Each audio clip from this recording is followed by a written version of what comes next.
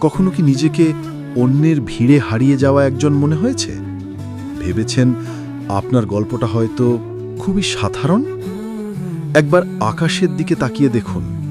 প্রতিটি তারার আলো ভিন্ন, কিন্তু সবাই মিলেই আকাশকে সুন্দর করে তোলে।